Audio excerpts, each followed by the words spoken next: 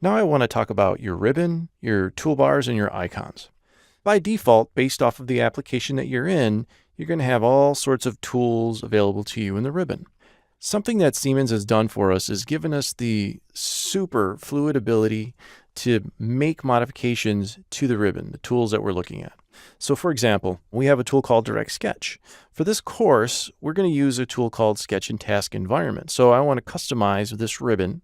So the first thing I'm going to do is I'm just going to come out into the gray space somewhere in the ribbon, right mouse click.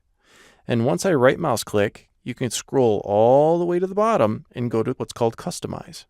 Now that we're in the Customize menu, here you're able to basically completely change your interface. What tools are on the ribbon, where the tools are at on the ribbon, the size of the icons. You can control your keyboard keys. So if you have accelerator keys, you can manipulate, change those around. You'll notice I can create a new tab at the top. So if I want another tab, maybe again, it's a specific set of tools that I use for a very specific function, I can create those. As well as at the very end, we have our icons and tooltips. You'll notice that currently my icons are set to a normal size. If you'd like your icons to be larger, you can go over here and manipulate the size of those icons. So you're basically able to control everything that you're looking at and what you're doing. So here, I'm just going to go back into commands and I'm going to pull this Direct Sketch gallery out.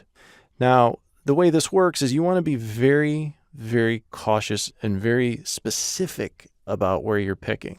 So to pull the entire gallery out, you have to click on the gallery with your first mouse button right here where it says Direct Sketch. I'm going to click, I'm going to hold down my mouse button, and you'll notice the whole gallery gets highlighted. And I'm just going to pull this out.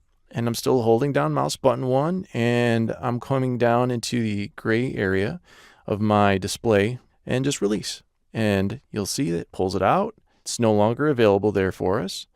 So I want to replace that with my task environment. So under the search, I just come in, type in, it doesn't even have to be the full command name, just a part of the command name.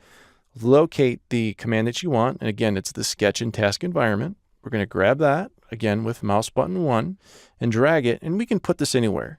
For this, I'm so used to it here on the far left. I'm just going to drop it right there on the far left.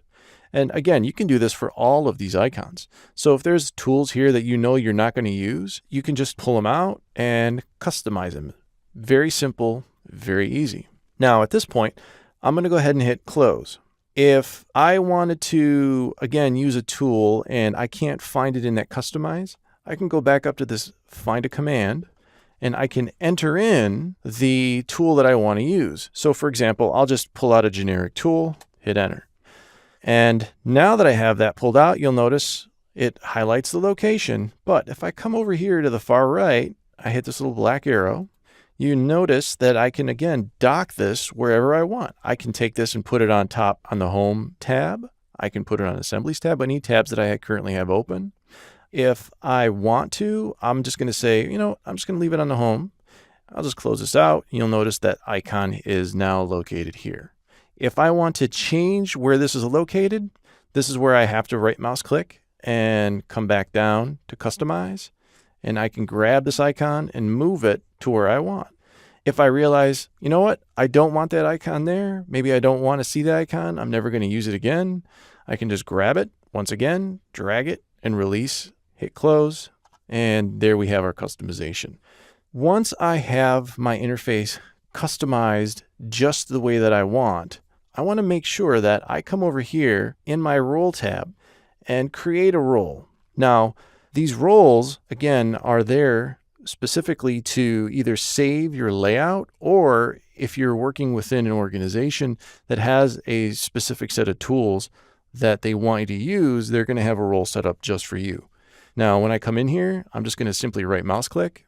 I'm going to say new user role, give it a name.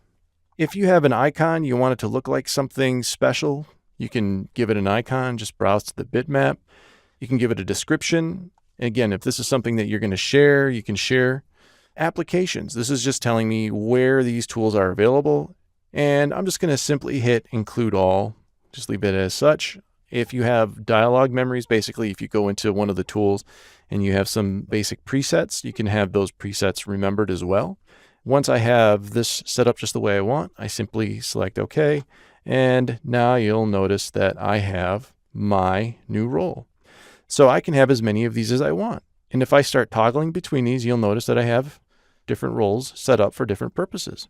If I go up into content, you'll notice that there's several preset roles as well. So if I go into role advanced, this basically gives you pretty much all available tools. If I go into roles essentials, you'll notice that the tools kind of streamlined a little bit. Some of the tools are there, some of the tools aren't there. If I go back into role advanced, once again, just switching, you'll see, let me get that. There we go. You'll see I have additional tools based off of the role that you're in. And if I go back into user, I say, oh, that's the tool or that's the role that I want. Just click on my role. So this allows you to navigate between the various roles.